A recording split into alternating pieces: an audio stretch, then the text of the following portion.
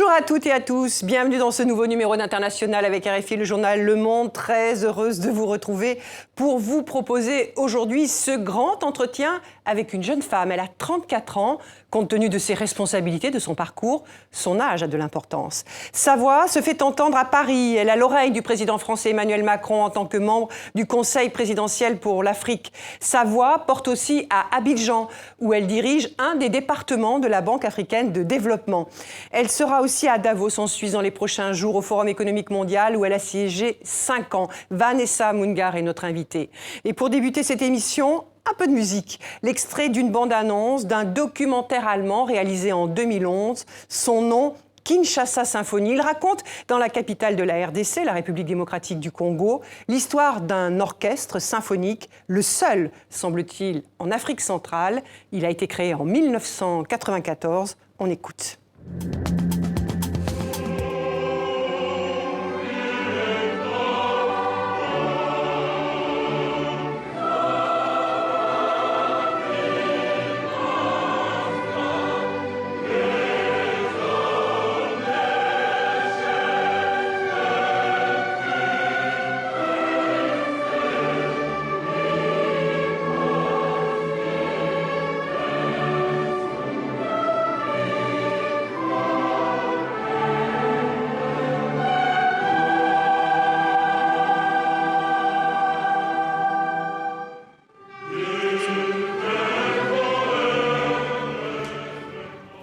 Bonjour Vanessa Mungar. Bonjour Françoise. Merci d'avoir accepté d'être avec nous sur ce plateau. Dans 48 heures, je le disais, vous serez en route pour le Forum économique mondial de Davos, auquel vous participez en Suisse. Vous avez accepté de faire un stop ici à Paris pour cette émission. Vous m'avez dit que vous ne connaissiez pas ce philharmonique de Kinshasa, né de l'initiative d'un simple citoyen. Vous aimez beaucoup, vous, la musique classique. Vous avez pratiqué le violon une dizaine d'années. Alors, est-ce que ce genre d'initiative pourrait être encouragée par la Banque de développement africaine, même si les priorités auxquelles vous êtes confrontés et auxquelles est confrontée notamment la RDC sont de tout autre ordre? Merci Françoise pour cette question et merci pour ce beau clip. En effet, je ne connaissais pas cette initiative et je pense qu'elle a beaucoup de mérite et qu'elle devrait être encouragée dans tous les cas. Pour moi, c'est très touchant de voir cela parce que c'est comme mes deux mondes qui se rassemblent. De la musique classique, interprétée par des Africains. On n'a pas beaucoup de violonistes ou de violoncellistes sur le continent. Ce ne sont pas forcément des instruments traditionnels, mais justement, une initiative telle que celle-ci permet de créer des ponts entre différents mondes et de voir que le talent regorge de partout. On a cependant aussi une vraie richesse musicale et culturelle sur le continent et des instruments traditionnels, des danses qui gagneraient également à être connus à travers le monde. Ici, donc je me réjouis de ce genre d'initiative, absolument, ici en Europe. Et est-ce que la Banque africaine alors, de développement pourrait soutenir ce genre d'initiative? Alors la Banque africaine a depuis quelques années reconnu le potentiel extraordinaire des industries créatives et culturelles sur le continent. En effet, comme vous le savez, nous avons un problème structurel sur le continent d'emploi, particulièrement pour les jeunes. Et on encourage évidemment l'industrialisation, l'agro-industrie et la création d'entrepreneuriat d'emplois dans ces secteurs. Cependant, tous les jeunes ne sont pas forcément attirés par ça. Et on sait qu'il y a beaucoup de talents dans l'industrie de la musique, de la mode, du design, du film. Et donc, nous avons démarré des initiatives pour supporter la croissance de ces secteurs. Et nous regardons particulièrement la mode pour démarrer. Alors, avant de continuer cet entretien, je voudrais, Vanessa Mungar, qu'on fasse un retour rapide sur votre parcours avec Laurie Fachot et Emmanuel Marty. Vanessa Mungar, les pupitres, les conférences, les réunions, vous connaissez bien. Mais votre parcours raconte une autre histoire. Celle d'une femme qui, à 34 ans, a fait du monde son terrain de jeu. L'Amérique, où vous avez démarré votre vie active, diplômée d'Harvard, major de votre promotion. L'Europe, la Suisse, où vous avez siégé au Forum économique mondial. La France, où vous avez étudié et où vous participez depuis sa création en août 2017 au Conseil présidentiel pour l'Afrique, voulu par Emmanuel Macron pour recueillir les attentes des élites du continent. Un organisme dont ses détracteurs ne comprennent pas toujours les finalités. L'Afrique, le Tchad, dont votre famille est originaire, la Côte d'Ivoire aujourd'hui, où vous dirigez l'un des départements de la Banque africaine de développement depuis juillet 2017 à Abidjan. La promotion des femmes est l'un des piliers de votre action. Je dis souvent aux jeunes filles, si vous n'avez pas une place autour de la table, ramenez une chaise cliente. Votre parcours n'a pas échappé au magazine Forbes Afrique, qui vous classe parmi l'une des 100 personnalités de moins de 40 ans les plus talentueuses. Votre urgence, faciliter l'accès au travail des jeunes et des femmes. Pour vous, développement se conjugue avec entrepreneuriat public, privé sur tout le continent. Sans oublier le Sahel, où pauvreté et absence d'éducation sont, comme vous le dénoncez, le terreau des groupes djihadistes. Avec ce défi, il ne suffit pas d'aider l'Afrique, dites-vous. La priorité désormais, investir dans ses talents pour éviter les drames à répétition sur les routes de l'immigration à destination de l'Europe. Des enjeux considérables à l'échelle du continent. La moitié de la population mondiale vivant dans l'extrême pauvreté se trouve en Afrique subsaharienne. Vanessa Mungar, Marilyn Baumard du Monde Afrique, du journal Le Monde, nous a rejoints, ainsi que Sophie Malibaud de RFI. Une première question, Marilyn ? Oui, alors une question justement, on terminait là sur l'aide au développement. Est-ce qu'à vos yeux, cette aide au développement est un frein aujourd'hui aux initiatives de terrain ou est-ce que c'est un vrai plus ? Comment est-ce que globalement vous le percevez, puisqu'on a beaucoup dit que tout cet argent a aussi bloqué pas mal d'initiatives locales ? Merci pour cette question. Alors, c'est un problème qui est plus compliqué qu'il n'en a l'air. Je ne pense pas que l'aide au développement soit un frein aux initiatives locales. Je pense qu'il s'agit de bien utiliser l'aide au développement et de la structurer et de l'adapter aux besoins locaux, sachant que l'Afrique est un continent très divers qui comporte 54 pays, donc 54 contextes différents, 54 types de besoins différents et même à l'échelle d'un pays, évidemment, il y a de la granularité. Donc pour moi, l'aide au développement reste fondamentale au vu des défis qui font face au continent et il s'agit de travailler avec les partenaires pour vraiment définir la façon dont cet argent est investi. Au-delà de l'aide, on a énormément besoin d'investissements et d'investissements responsables qui sont catalysés pour la création d'emplois, pour la diversification d'économies, pour aider les économies nationales à se tenir debout par elles-mêmes. Et je pense que ça, on le voit de plus en plus avec une diversification des acteurs qui investissent sur le continent, mais aussi de plus en plus d'entreprises africaines fortes qui deviennent régionales, implantées dans plusieurs pays et qui seront des acteurs majeurs de cette croissance de demain. Vanessa Mungar, est-ce qu'aujourd'hui la priorité pour l'Afrique, c'est pas dans l'ensemble, pour les économies africaines, de relancer l'industrialisation avant même de penser ouverture des frontières et baisse des tarifs douaniers, etc. Est-ce que déjà, la grande faiblesse des économies africaines, ça n'est pas ce problème du manque d'industrie et d'industrie de transformation localement ? Alors, vous mettez le doigt sur quelque chose d'extrêmement important. En effet, l'industrialisation est une des priorités du continent. C'était d'ailleurs le thème de nos assemblées annuelles l'année dernière en Corée du Sud, à la Banque africaine de développement. Il est difficile d'isoler un défi comme le premier. Je pense qu'on a un besoin d'agir sur plusieurs fronts en même temps, mais l'industrialisation, en effet, est absolument nécessaire pour qu'on puisse arrêter d'exporter des matières premières, puisqu'on exporte des jobs avec. Oui, donc, comment est-ce qu'on peut transformer plus sur le continent, créer de la valeur sur le continent et au passage créer des emplois ? Parce que pour s'industrialiser dans un premier temps, il y a besoin d'une certaine protection. Vous voyez à quoi je veux faire référence ? Si c'est tout d'un coup le grand marché à l'échelle du continent, comment chaque pays va pouvoir se mettre à niveau et travailler sa compétitivité dans de nouvelles industries Alors, je dirais qu'il faut pouvoir, en termes de théorie économique, identifier dans les pays quels sont les avantages comparatifs, comme on appelle. On ne s'attend pas à ce que tous les pays s'industrialisent spécifiquement dans le même secteur. Chacun a des forces, des ressources particulières. Donc, comment pouvoir développer ces industries et en même temps renforcer les échanges interafricains ? Puisque si moi, je produis une matière première et que je la transforme et que mon voisin en transforme une autre, ensemble, on peut faire plus de commerce plutôt que d'exporter à l'extérieur du continent.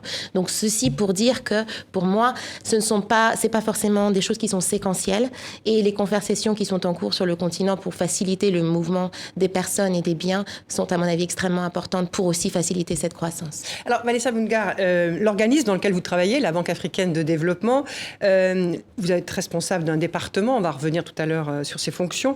a publié son rapport il y a quelques jours sur les perspectives économiques de l'Afrique en 2019. Alors, c'est toujours la même chose, j'ai un peu le sentiment dans ces rapports. On souligne cette forte croissance sur le continent africain, même si elle est inégale selon les pays, selon les régions. Mais il y a un écueil majeur, c'est la difficulté à réduire le chômage et la pauvreté. Alors, à qui elle profite cette croissance qui est soulignée dans ce rapport de la Banque africaine de développement ? Oui, c'est le problème structurel. Et on a besoin d'une transformation structurelle qui nécessite une croissance encore plus forte que celle qu'on voit aujourd'hui. Donc les perspectives économiques... Qu'est-ce que vous appelez une réforme structurelle, une transformation structurelle? Donc c'est exactement ça. C'est comment faire en sorte que cette croissance ne soit pas menée uniquement par les exports en grande majorité. Comment pouvons-nous faire en sorte justement... l'exportation des ressources, etc. Exactement. Donc comment pouvons-nous créer plus d'emplois sur le continent, transformer sur le continent, diversifier les économies, attirer plus d'investissements dans les différents secteurs qui, au passage, créent des emplois et assurent une croissance plus inclusive. C'est toujours le sujet. Maintenant, les perspectives qui viennent d'être publiées sont quand même positives, dans le sens où on voit une reprise de la croissance au niveau du continent après les crises de 2008-2009. On était dans les 2-3% de 2016 à 2018. On attend 4% en 2019. Et sachant que l'Afrique étant un grand continent, on a quand même à peu près à 40% des pays qui seront à plus de 5%. Donc, c'est positif, mais ce n'est pas assez et ça doit être accompagné d'un certain nombre de réformes. Marilyn. Mais alors 4% ou 5% de croissance, pour créer quand même, et l'enjeu des années à venir, c'est de créer chaque année 20 millions de nouveaux emplois. On n'y sera jamais, on se dit, non ? Alors on décide d'être optimiste et de se dire que en tout cas c'est la direction à prendre. Je ne suis pas en mesure de vous dire exactement le chiffre qu'il faudrait pour pouvoir créer le bon nombre d'emplois. Mais c'est sûr, il faut une croissance, mais il faut une croissance aussi, comme je le disais, différente. Une croissance diversifiée dans des secteurs à plus haute productivité qui créent des emplois. Puisqu'on pourrait avoir une croissance à 20% basée sur l'export du pétrole et des matières premières qui ne nous aiderait pas plus. Donc vraiment, il s'agit de quelle croissance ? Mais qu'est-ce qui va faire qu'on y arrive ? Parce qu'on voit, par exemple, au Bénin, il y a cette volonté aujourd'hui de sortir de cette économie parallèle et de recréer quelque chose. Et ça ne se passe pas très bien. Donc, qu'est-ce qui va faire ? Qu'est-ce qui peut être le détonateur pour qu'on change de modèle ? Alors, j'ai le sentiment qu'on avance réellement sur le continent à différents rythmes en fonction des pays, mais les économies sont en cours de diversification, les emplois sont créés, pas assez en effet, les réformes sont en cours. Une chose qui est très importante pour nous, c'est la compétitivité des économies africaines qui peuvent permettre justement cette croissance du secteur privé qui sera le seul qui pourra créer assez d'emplois pour pouvoir gérer ça. On met également un gros focus sur l'entrepreneuriat, comme vous avez dû l'entendre. Mais pourquoi l'économie informelle celle qui échappe à toutes les règles en fait en Afrique, où le travail est précaire, où les salaires sont bas, pourquoi elle pèse toujours autant dans l'économie du continent ? Pourquoi c'est pas quelque chose... Alors, ça marche au Rwanda. Le Rwanda est souvent cité en exemple, parce que là, cette économie informelle a été réduite. Il y a aujourd'hui, les entreprises se déclarent, payent des impôts, etc. Alors, on sait que c'est presque un amortisseur social, cette économie informelle. Mais pourquoi ce n'est pas plus ciblé par les autorités des pays ? Je pense que c'est une grande priorité de tous les pays, ainsi que des organismes de développement comme nous.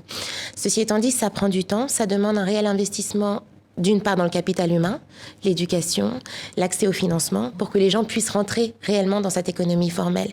Et de l'autre côté, également, tout ce qui est structurel. Le Rwanda, en effet, a fait des progrès économiques absolument remarquables et qui sont, en partie, en tout cas, dus à une certaine rigueur et à un agenda de réforme politique. Et donc, on voit que ça peut marcher et que c'est possible. Et on le voit de plus en plus à travers le continent. Mais comment vous analysez cette différence quand même assez importante entre les économies d'Afrique de l'Est qui en 2018 c'était une croissance supérieure à 5%, 5,7%, quand en Afrique occidentale on est plutôt autour de 3%. Pourquoi un tel décalage ? C'est difficile, encore une fois, de pouvoir mettre le doigt sur une raison qui pourrait diviser ces deux blocs. Mais je dirais que... L'Afrique occidentale, c'est un petit peu l'Afrique francophone, même si c'est pas que des pays francophones dans cette région du monde, mais c'est majoritairement ça. Alors, est-ce qu'il y a un problème de modèle de cette Afrique francophone, économiquement ? Je dirais que il y a déjà des différences majeures en termes des matières premières, des forces et des avantages comparatifs entre ces pays et ces régions.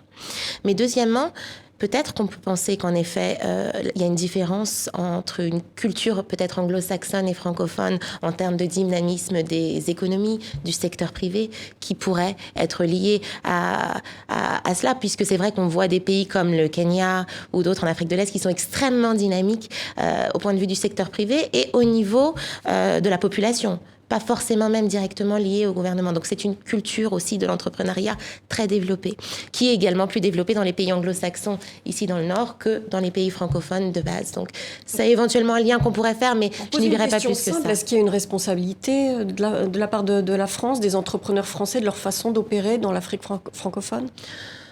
Aujourd'hui, je pense que la responsabilité est du côté des dirigeants africains de vraiment pouvoir mettre leur pays sur la voie du développement qu'ils veulent voir d'après leur culture, leur contexte et leurs forces. Moi, je fais toujours très attention à blâmer l'extérieur pour nos maux, puisque bon, c'était peut-être possible il y a un certain nombre de dizaines d'années, mais je pense qu'aujourd'hui, l'Afrique est réellement en main. Elle a pris son destin en main. Ses dirigeants sont là. Ils doivent être tenus responsables des décisions qu'ils prennent par rapport à la trajectoire que leur pays prenne. Alors pourquoi ça ne marche pas? Pourquoi cette difficulté à se développer? Est-ce que c'est...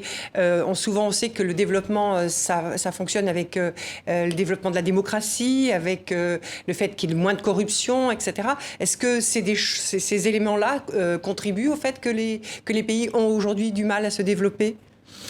Je pense que le processus de développement est quelque chose d'extrêmement long. N'oublions pas que l'histoire de l'indépendance de l'Afrique n'est que en tout cas de moins d'un siècle, 60-70 ans. Oui. Donc, tout doucement, on avance. Pas assez vite à mon goût. Mais tout doucement, on avance. Et donc, de ce côté-là, il va falloir s'armer de patience, mais aussi de travail pour pouvoir avoir des acquis beaucoup plus rapides. Mais c'est possible et on y croit. Je pense qu'un des réels problèmes, comme je vous le disais, ou manque, un déficit, c'est cet accès à l'opportunité économique. Je parle en particulier des jeunes et des femmes sur le continent, qui ont été, et les femmes marginalisées sur un certain nombre de fronts, accès à l'éducation, accès aux soins de santé, qui peuvent vous permettre finalement d'être des citoyens entre guillemets productifs qui participent à la croissance économique. Donc il faut d'abord qu'on adresse ces problèmes structurels, qu'on s'assure que les femmes et les jeunes puissent avoir accès à cette opportunité. Pour moi, le rêve, c'est pas... Oui, alors justement, vous êtes responsable depuis un an à la Banque africaine de développement d'un département qui s'appelle Genre, Femmes et Société civile. Ça a été créé en 2017. On peut se dire que c'est un peu tard, non, pour se préoccuper de la question des femmes et même de la société civile, parce que ça renvoie à la question que je vous posais. Est-ce qu'aujourd'hui, c'est à la société civile de prendre en charge le développement parce que les États sont défaillants? Alors, la création du département ne marque pas le début de la prise en compte de ces questions par la Banque africaine de développement. C'est quelque chose qui a évolué depuis plusieurs dizaines d'années. On a toujours eu des experts genre dans plusieurs équipes. Je pense que la Banque a eu une opportunité de se restructurer en 2017 et de réfléchir son modèle, qui d'ailleurs a mené à une décentralisation profonde. Et donc, à cette occasion, on a eu l'opportunité de créer des départements qui pouvaient porter encore plus fort et encore plus haut les sujets les plus cruciaux. Vous avez pu remarquer également que la question des femmes et l'opportunité qu'elles présentent, si on les met au centre des politiques de développement, est un sujet qui aussi, plus que jamais aujourd'hui, est au top de l'agenda global. On n'en parlait pas tant que ça il y a 10 ans. Donc, je remercie également cette prise de conscience globale. Et je pense qu'entre cela, plus les vrais résultats et les chiffres qu'on voit, ça a motivé la création de ce département. Alors, on en parle beaucoup. Mais concrètement, qu'est-ce qu'on fait? Parce que vous êtes quand même sur le continent où on a en pourcentage, le plus de femmes auto-entrepreneurs. Qu'est-ce qui est fait pour elles? Parce qu'on sait que le gros problème, c'est le problème d'accès au financement, que les femmes ont plus de mal que les hommes. Est-ce que déjà, c'est en train de bouger? Est-ce qu'on leur fait autant confiance aujourd'hui? Absolument. Alors, est-ce qu'on leur fait confiance? C'est une grande question. Et je pense qu'on devrait leur faire beaucoup plus confiance, puisqu'on a même Elles remboursent mieux. On a une recherche du CDC en Afrique du Sud qui estime qu'une femme qui travaille réinvestit 90% de ses revenus dans la nutrition et l'éducation de sa famille. Je ne sais pas si je devrais dire le chiffre pour un homme, mais en tout cas bien supérieur, 35%. Donc, ceci pour dire que investir dans une femme, c'est s'assurer de plus d'impact sur la communauté, sur la famille, sur les gens autour d'elle. Sur le développement. Sur le développement en général. Donc, qu'est-ce qu'on fait dans cette mesure? Que ce soit nous au niveau de la Banque africaine de développement, mais tous les autres acteurs de développement, la Banque mondiale, l'AFD, pour regarder la France. L'Agence française de développement, oui. Oui, a vraiment accéléré tous ces programmes d'accès au financement, mais également au renforcement des capacités. L'accès au financement, Pour entrer dans le technique, souvent ça passe par des lignes de crédit qui sont données à travers les intermédiaires financiers, les banques commerciales, pour que les femmes puissent avoir accès. Ceci étant dit, les banques, après plusieurs années, nous disent oui, mais on n'a pas assez de dossiers bancables. Et donc, je ne pense pas que ça veut dire que les femmes ne sont pas là et que les dossiers n'existent pas, mais ça veut dire qu'on a besoin de les appuyer pour qu'elles puissent mettre en place ces dossiers qui sont recevables par les institutions financières. Et on a toutes les preuves qu'une fois que cela est fait, justement, leur business en général fleurissent. Mais qu'est-ce qu'elles vous demandent, les femmes? Plus d'égalité en Afrique? Plus d'accès à l'opportunité. Vous savez, on a un débat par rapport aux femmes, justement, qui est assez différent, je pense, que celui qui se tient en Europe. On ne parle pas en tant que tel d'égalité homme-femme, on parle d'égalité... Pour moi, c'est même une question de justice. Donc, comment est-ce qu'une petite fille peut aller à l'école au même titre que son frère? Comment est-ce qu'une femme peut aussi avoir accès à un crédit ou avoir droit à la terre autant que son frère ou son mari pour qu'elle puisse s'en servir de façon productive? Pour moi, c'est ça, c'est donner aux femmes le choix. Donner aux femmes l'accès au choix et à l'opportunité dans leur vie. Alors, et donc, c'est pas forcément un combat. D'accord, mais vous venez de parler des mariages forcés. Je voudrais que l'on écoute ce petit document. Cette pratique est souvent condamnée par les lois dans les pays africains, mais elle continue, elle perdure parfois, je dirais pas majoritairement, mais beaucoup dans certains pays. Regardez cet extrait d'un reportage au Bénin de Marc de Chalbon. Bonjour. Bonjour. Comment allez-vous ? Je suis venue pour recueillir des informations sur les mariages forcés. Je suis venue discuter de tout ça avec vous. Les mariages forcés, ici, ça existe depuis longtemps. Et le pécheur de justifier cette pratique ancestrale, dit-il, et de décrire devant sa femme, et avec fierté, la manière dont il a lui-même procédé. Ma femme, je l'ai guettée. Quand je l'ai vue, j'ai appelé mes collègues. J'ai collé ma barque à la sienne et on l'a attrapée. J'ai pris un bâton et je l'ai frappée, frappée encore. Je lui ai demandé de se calmer, elle m'a dit oui, oui, je vais me calmer. Bien des années après, la femme n'a toujours pas digéré et le fait savoir. Quand il m'a enlevée, j'étais en colère. Aujourd'hui encore, je continue d'être fâchée. Ce qui s'est passé avec moi, je ne veux pas que ça se reproduise avec ma fille. Si un homme vient chez moi demander la main de ma fille et qu'il me donne la dot, je vais accepter. Mais si ma fille refuse, alors moi je serai d'accord pour que l'homme enlève ma fille. Votre réaction, Vanessa Mungara, à ce document, vous êtes originaire du Tchad aussi, où ces pratiques existent. Alors, j'essaye d'avoir le maximum de tolérance possible pour comprendre les perspectives de gens qui peuvent être différentes des miennes, en fonction de où ils viennent, en fonction de leur culture. Mais j'ai vraiment beaucoup de mal à trouver une justification au type d'argument et au discours que ce monsieur vient de tenir. Pour moi, c'est inacceptable de frapper, d'enlever une femme, une petite fille, puisque dans beaucoup de cas, elles ont 11 ou 12 ans, pour l'épouser et littéralement la violer par la suite. Donc ça, pour moi, qu'on soit en Afrique, qu'on soit en Asie, qu'on soit en Europe ou nulle part, enfin, peu importe où dans le monde, c'est une chose qui est absolument inacceptable. C'est quelque chose sur lequel les chefs d'État africains se sont prononcés, des lois ont été entérinées, même récemment au Tchad, avec beaucoup de force politique. Ceci étant dit, les lois qui sont prises, qui sont votées dans les capitales africaines ne sont pas immédiatement ressenties dans tous les villages et dans toutes les communautés. Et pour changer ça, il faut un réel engagement au niveau communautaire, d'où la société civile, d'où le besoin de travailler avec les associations communautaires, avec les chefs religieux et traditionnels, pour que ces pratiques changent. Pour moi, ce type de pratique, les mariages forcés, les filles, parce qu'en général, ça va avec le fait que la fille n'ira pas à l'école, ça va avec le fait qu'elle aura déjà 5 enfants avant d'avoir une vingtaine d'années. C'est impossible de pouvoir choisir le courant de sa vie et de pouvoir espérer, rêver, avoir des rêves, de pouvoir... Tout ça dans ces conditions. Donc pour moi, c'est inacceptable et il est extrêmement urgent que les États prennent toutes les mesures pour pouvoir arrêter ça. Et... Vous êtes franco-tchadienne. Quand vous étiez enfant, vous alliez en vacances dans votre pays d'origine, de là d'où vient votre famille. Comment vous avez vécu votre double culture à ce moment-là, quand vous voyez ce qui se passait notamment pour des petites filles de votre famille ? Alors en effet, je suis franco-tchadienne et très fière de l'être. Pour moi, cette diversité de l'identité est quelque chose à célébrer. J'ai l'impression d'être née encore plus riche puisque j'ai 2 cultures, 2 mondes, 2 pays. Et donc c'est quelque chose pour lequel j'ai beaucoup de gratitude. Par contre, c'est vrai que très petite, j'ai été consciente de l'inégalité qui existe dans le monde. Une inégalité qu'on voit peut-être un peu plus âgée d'habitude. Et une inégalité qui, pour moi, en moi, a vraiment créé un désir de faire quelque chose. Et ça a certainement, très probablement, un lien avec ce que je fais aujourd'hui. J'ai passé mon enfance avec mes cousines, mes vacances, toutes ces jeunes femmes qui n'ont pas moins de potentiel que moi, qui donnaient les mêmes chances, auraient pu faire la même chose ou mieux. Donc pour moi, encore cette histoire d'accès à l'opportunité. Qu'est-ce qu'elles font aujourd'hui, alors, ces femmes? Ça dépend. Hein. On a la chance d'en avoir plusieurs qui ont pu aller à l'école, qui ont des emplois dans des hôpitaux, dans des laboratoires, qui ont différents types d'activités, d'autres qui sont femmes au foyer également.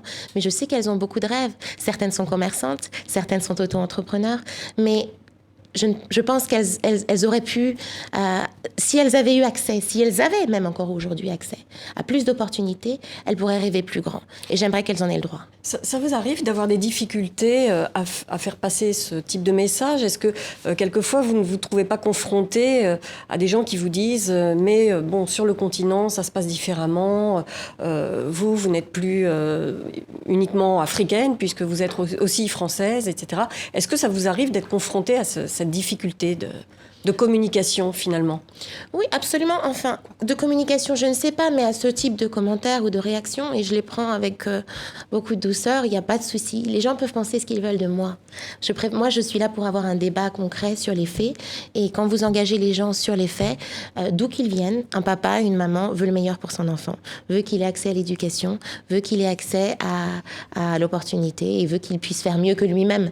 Et à partir du moment où vous pouvez établir une base commune avec les gens, d'où qu'ils soient, en général, vous pouvez construire un dialogue. Le président français Emmanuel Macron était dans votre pays d'origine, au Tchad, en décembre dernier. Je voudrais qu'on l'écoute. Il s'adressait à des femmes tchadiennes dans la capitale, à N'Djamena. Et vous, d'ailleurs, vous étiez dans la salle, Vanessa Mungar, quand il a parlé. Il parlait démographie. On l'écoute. Au début de mon mandat, j'ai choqué beaucoup de gens. Je vous rassure, surtout les gens en Europe, en disant il y a une bombe démographique en Afrique. On ne peut pas ne pas la regarder. Il y a une bombe démographique parce que le taux de natalité tel qu'on le voit aujourd'hui n'est pas soutenable, parce que l'Afrique est en train de progresser à un rythme démographique que les économies ne pourront pas absorber, parce que ça va créer des tas de déséquilibres. Et qu'est-ce qu'il y a derrière ce taux? On peut se le dire en vérité. Une déscolarisation des jeunes filles, des mariages forcés, et au fond, il y a une fécondité choisie, il y a des choix de vie qui sont faits par certaines femmes, et il y en a beaucoup qui sont subis. Vanessa Mungar, c'est une façon de dire de façon plus policée, plus argumentée, ce qu'il avait dit au G20 à Hambourg en juillet 2017, quand il avait dit quand des pays, il y a des femmes qui ont 7 ou 8 enfants, vous pouvez décider d'y investir des milliards d'euros, vous ne stabiliserez rien. Est-ce que vous aviez trouvé maladroit son expression à l'époque? Alors, pour moi, maladroite, pardon. Encore une fois, c'est la question du choix pour les femmes africaines ou partout dans le monde.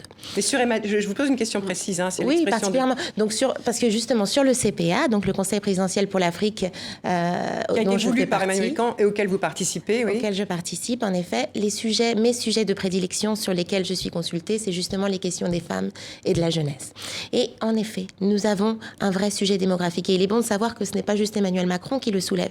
Tous les chefs d'État africains, en tout cas beaucoup d'entre eux, se prononcent sur la question avec beaucoup d'inquiétude. Mais il y a eu raison de le dire. Ce n'est pas que ce soit lui qui le dise. Parce que finalement, quand on va voir certains chefs d'État africains, c'est ça qui les gêne. C'est que ça n'a pas à venir de l'extérieur, même de l'ancienne puissance coloniale. Que ce soit dans la bouche du président français, ça gêne beaucoup de monde quand même en Afrique. Écoutez, c'est difficile pour moi de faire un jugement de valeur par rapport à ce que le président peut dire ou non, mais je peux vous parler du contenu. Et le contenu, réellement, est un sujet dont il faut qu'on parle. Et il faut qu'on parle surtout s'il y a des investissements qui viennent de la France par rapport à l'Afrique et que l'Afrique puisse avoir cette voix. Pour moi, c'est une question qui doit être évoquée par les femmes africaines pour qu'elles puissent dire ce qu'elles pensent, comment elles le ressentent. Et il n'y a pas de sujet par rapport au nombre d'enfants qu'on devrait avoir ou ne pas avoir. Oui. Vraiment, pour moi, je ne m'exprime pas sur ça. C'est plus le sujet que chaque femme aient pu avoir l'opportunité de choisir, puisque aucune femme au monde, africaine ou non, ne souhaite donner naissance à un enfant qu'elle ne peut pas nourrir. Donc on est d'accord, c'est une question de choix plus que de nombre. Oui, exactement. C'est une question d'avoir accès à ce choix. Et ce sujet-là que vous portez, vous, le CPA, donc le Conseil présidentiel pour l'Afrique, j'imagine que vous conseillez d'en parler. Est-ce que c'est une des questions que vous faites remonter, puisque c'est un des travaux de faire remonter les sujets importants? Est-ce que, voilà, ce contrôle de la démographie... Donc, au niveau du rôle qu'on joue au CPA, c'est plusieurs choses, mais avant tout, c'est de remonter les perceptions de la société civile sur le continent, de pouvoir être un conseil, si vous voulez, qui ne fait pas partie de l'établissement français et qui peut dire un petit peu sans filtre ce qui se dit sur le continent. Concrètement, comment ça se passe? Quel accès est-ce que vous avez au président de la République? Alors, on a l'opportunité d'avoir un échange avec le président de la République environ une fois par trimestre, et puis ensuite au gré des missions ou des besoins. Mais ce qui compte surtout, c'est que nous, on travaille en permanence en dessous. C'est-à-dire, moi, je suis sur le continent, je sillonne le continent dans le cadre de mes projets pour la Banque africaine de développement, et évidemment, je suis en contact avec des sociétés civiles, avec des jeunes et des femmes africaines. Et je remonte les perceptions, qu'elles soient positives ou non. C'est justement pour ça qu'on est là. On parle cash, mais par exemple, qu'est-ce que vous avez eu l'occasion déjà de lui dire cash, qui en fait était un peu... C'est pour dire au président de la République, où est-ce que, puisqu'il dit souhaiter justement une nouvelle relation entre la France et les pays d'Afrique, alors où est-ce qu'on attend la France en Afrique, ou est-ce qu'on ne l'attend pas? Quel type de relation gagnant-gagnant? Alors par exemple, où est-ce qu'on ne l'attend pas? Alors, je dirais que pour moi, le plus important, et que je vois, et je vois déjà un démarrage de changement, c'est que la France vienne en soutien aux priorités africaines. Les priorités ne peuvent pas être définies de l'extérieur, puisque sinon on suit l'agenda de quelqu'un d'autre. En Afrique aujourd'hui, on a une Union africaine, on a des gouvernements qui ont des plans très clairs par rapport à leurs priorités de développement, et donc un de ces changements, c'est que la France doit venir en soutien par rapport à ses priorités. Aussi, en soutien direct, parce que il y a un vrai souci dans le monde du développement. Il nous manque un mécanisme pour pouvoir toucher directement les populations qui en ont le plus besoin. On parle des entrepreneurs, que ce soit les jeunes ou les femmes. Parfois, enfin la majorité du temps, les prêts dont ils ont besoin sont vraiment minimes et ne sont pas forcément des montants qui sont séduisants pour des banques commerciales. Donc on a besoin de repenser le système financier. On a besoin d'innovation. Et ça, on peut le définir avec des partenaires tels que la France ou tels que d'autres pays du monde. Pour moi, donc, c'est important qu'on garde ces liens, mais que on change le paradigme. Et ce changement passe aussi par le changement des pays africains. Quand vous dites ça au président Macron, alors il écoute, vous dites qu'il est d'une grande curiosité intellectuelle, etc. Mais est-ce que vous avez le sentiment que ça aboutit à des choses concrètes? Oui, absolument. Et quoi, par exemple?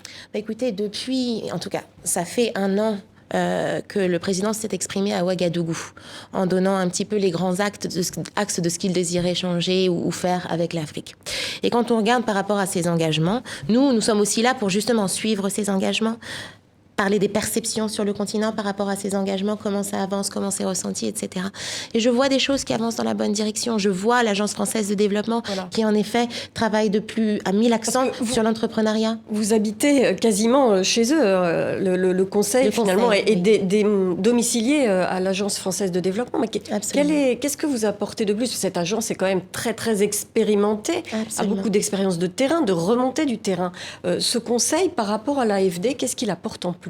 Alors c'est vraiment, et surtout c'est très important de préciser ça, ce conseil n'a absolument ni le mandat ni la prétention d'imiter et ni la capacité d'imiter, de répliquer ce que fait l'Agence française de développement ou tous les autres organismes du système français qui vraiment sont dans leur moment là. Pour nous, c'est plus, je pense, l'idée d'avoir un conseil qui justement n'est pas connecté à tout cela et qui remonte les perceptions directes des Africains. Donc plutôt que d'être le porte-parole du gouvernement français et de la France, c'est presque l'inverse, de la société africaine, et de pouvoir amener ça directement au président de la République.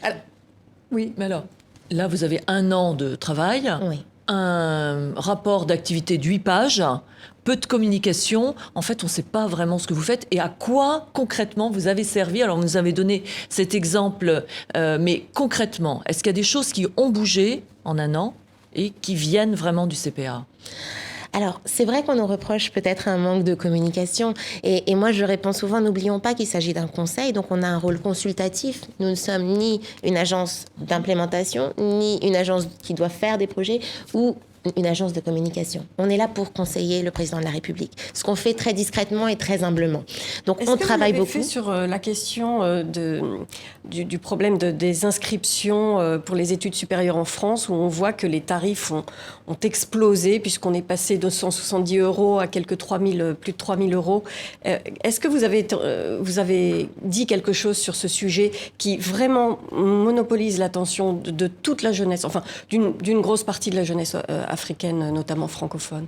Absolument. Comme vous pouvez l'imaginer, c'est typiquement le genre de sujet sur lesquels on va être engagé par les jeunes. Et on a eu vraiment des processus consultatifs. Il y a également eu un événement du CPA auquel je n'étais pas présente moi-même, mais mes collègues étaient là à Paris en novembre, où le sujet a été débattu ouvertement avec les personnes présentes dans l'audience. Et ceci a donné suite.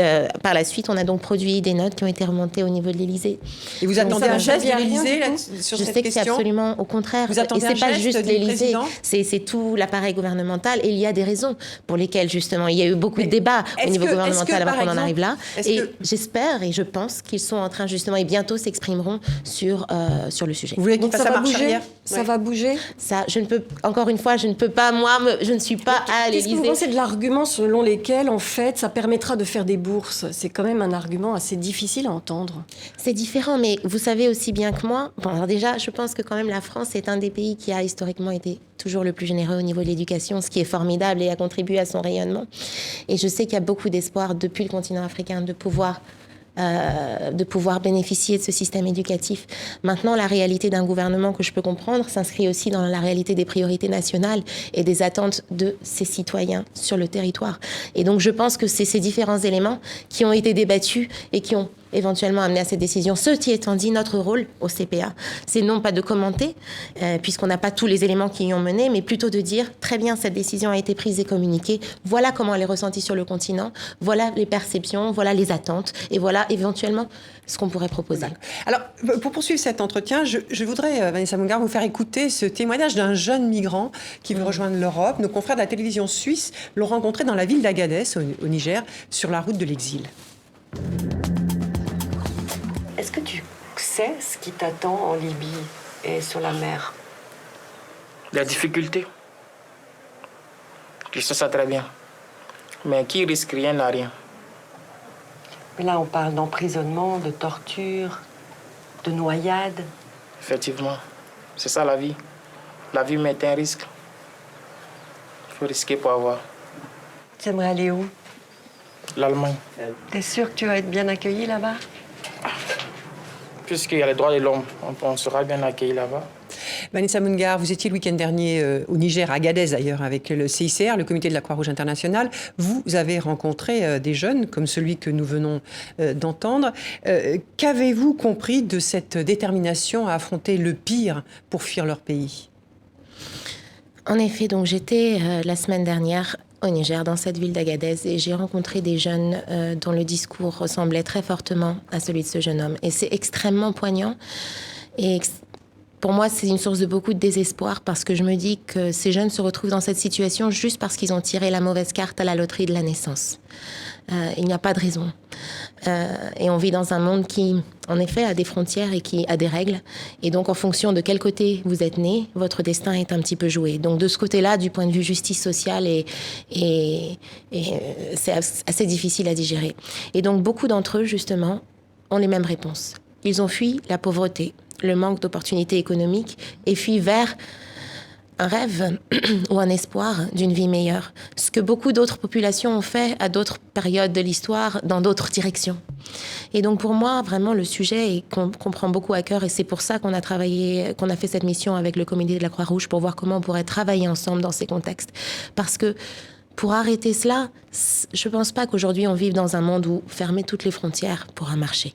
On est dans un monde connecté, interdépendant, avec la technologie, avec les moyens de transport. On est tous au courant de ce qui se passe. Même les jeunes à Agadez savent ce qui peut se passer ailleurs dans le monde. Et donc ça crée une injustice. Au niveau des pays, cette inégalité qu'on voit même dans un pays comme la France, ou à l'échelle globale, crée une envie, un grondement social et une envie de mieux. Est-ce que c'est un sujet que vous abordez avec le président français ?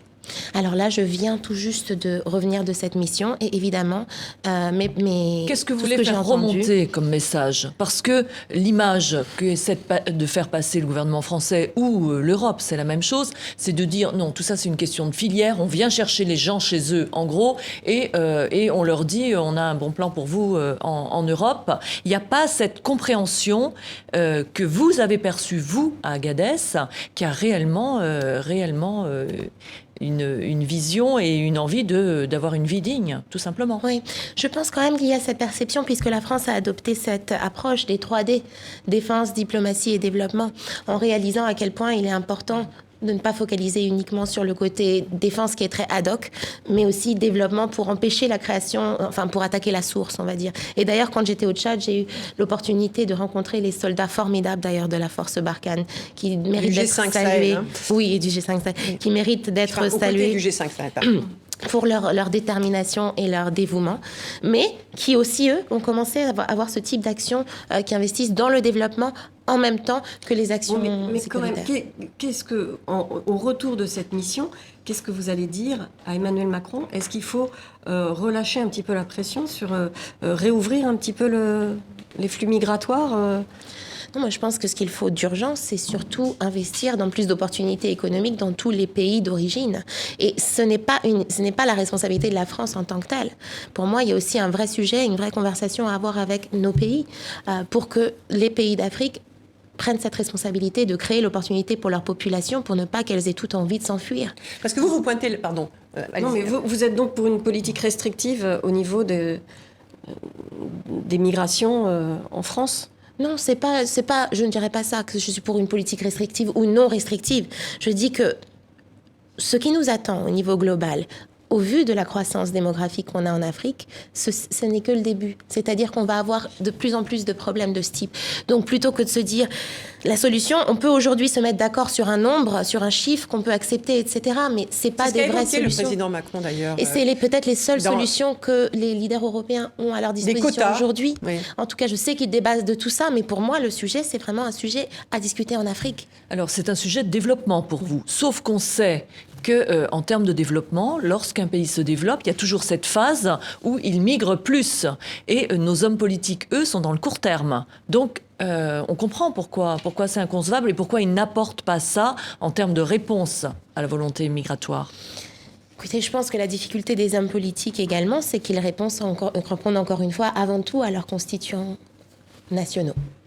Et donc aujourd'hui, quelle est la volonté des Français par rapport à ça? Et je pense que c'est une chose que le gouvernement français se demande avant de pouvoir prendre des décisions qui pourraient être guidées uniquement par le cœur ou l'aspect humanitaire. Et c'est pour ça que je demande énormément aux dirigeants africains de prendre des mesures et qu'on utilise tous les moyens à notre disposition pour créer de l'opportunité. Parce que c'est ça la responsabilité des espérances de ces jeunes. La responsabilité, elle est celle des dirigeants africains aujourd'hui. Absolument. C'est-à-dire qu'ils vous en parlent, ils vous le disent eux-mêmes. Ils ont fui cette pauvreté et ils auraient préféré rester s'ils avaient eu des opportunités. J'ai rencontré une femme qui a quitté le Congo à pied avec son bébé et elle est arrivée jusqu'à Agadez.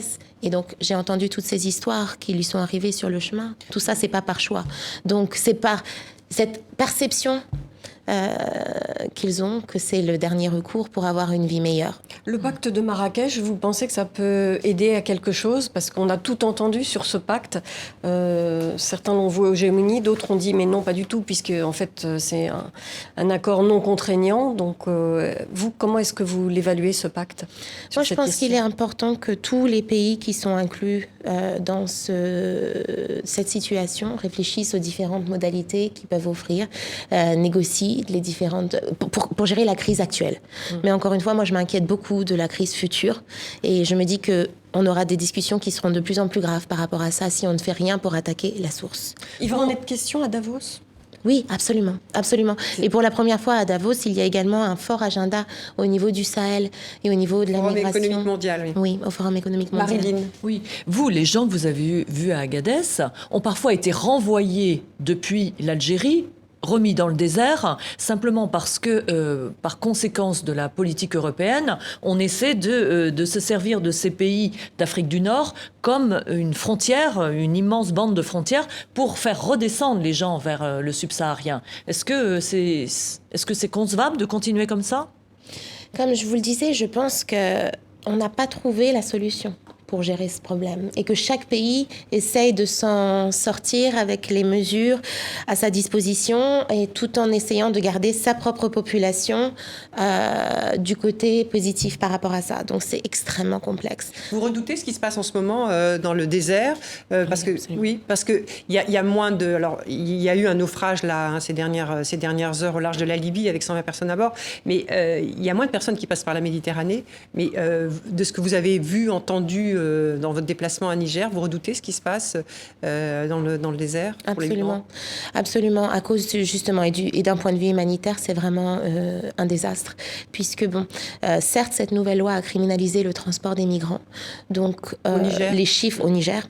Donc les chiffres officiels des migrants qui sortent du Niger ont baissé énormément. Or, ce qu'on entend en consultant la société civile locale, les leaders Touareg à qui j'ai pu parler, les jeunes prennent la route de l'illégalité, de la criminalité et la route du désert. Évidemment, aujourd'hui, puisque c'est illégal, c'est plus lucratif. Et par contre, c'est aussi plus dangereux. Puisqu'ils vont prendre ces routes désertiques, si jamais ils tombent en panne, tout le monde meurt.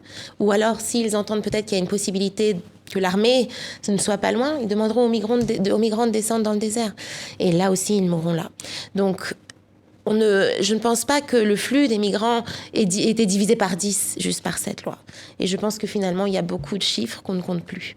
Juste, je voudrais vous interroger sur cette situation à risque qui se développe en ce moment en République démocratique du Congo, puisqu'il y a eu des élections, elles sont contesté par celui qui officiellement aurait perdu les élections, et donc la Cour constitutionnelle aujourd'hui estime que Félix Tshisekedi a gagné. Fayulu, lui, appelle à manifester dans tout le pays, et les chefs d'État africains de l'Union africaine ont mis en doute les résultats de ces élections. Est-ce que ça, c'est encore une nouvelle crise à venir qui suscite l'inquiétude de votre part ? Alors, pour moi, au nom de la Banque africaine de développement, on ne s'exprime pas sur les sujets politiques directement en termes de commentaires par rapport aux individus. Par contre, ce que je peux vous dire, c'est qu'on suit la situation de très près et qu'on salue l'effort de l'Union africaine et la prise en charge de cette question par l'Union africaine. C'est ce qu'on veut voir à l'avenir, des solutions africaines, des médiations africaines aux conflits ou aux sujets africains. Et j'espère très très sincèrement que la République démocratique du Congo pourra avoir une issue favorable et apaisée à ce qui est en train de se passer. Tout ça, surtout pour moi, ce que j'ai à cœur, c'est les populations. Les jeunes et les femmes qui, eux, sont dans l'espoir d'un avenir meilleur et qui n'ont pas besoin de tomber dans une crise. Vous pensez que l'Europe ou l'Occident doit être prudent dans ses commentaires parce qu'il y en a eu sur les élections en RDC. Vous les appelez à plus de prudence dans leurs commentaires ? C'est-à-dire qu'il est difficile de pouvoir établir des diagnostics précis sans avoir tous les éléments. Alors, je mettrai en garde qui que ce soit qui n'a pas tous les éléments de pouvoir faire ce genre de choses. Et puis, peut-être aussi les journalistes, vous, qui leur posez les questions, les encourage à répondre peut-être. Mais en tout cas, en ce qui me concerne et en ce qui nous concerne, on préfère regarder de très près, voir ce qu'il se passe et suivre le processus de médiation à travers l'Union africaine. Eh bien, ce sera le mot de la fin, Vanessa McGarr. Nous arrivons au terme de cet entretien. Merci beaucoup d'avoir répondu à nos questions, celles de Sophie Malibaud de RFI, de Marilyn Baumard du journal Le Monde et de TV5 Monde, d'avoir pris sur votre temps dans vos déplacements pour partager ce moment avec nous et avec les auditeurs et les téléspectateurs et les fidèles du journal Le Monde. Merci à vous tous aussi pour nous avoir suivis. Merci à Carla Boy, Anne-Sophie Pierry pour la préparation de cette émission. On se retrouve la semaine prochaine. À très vite.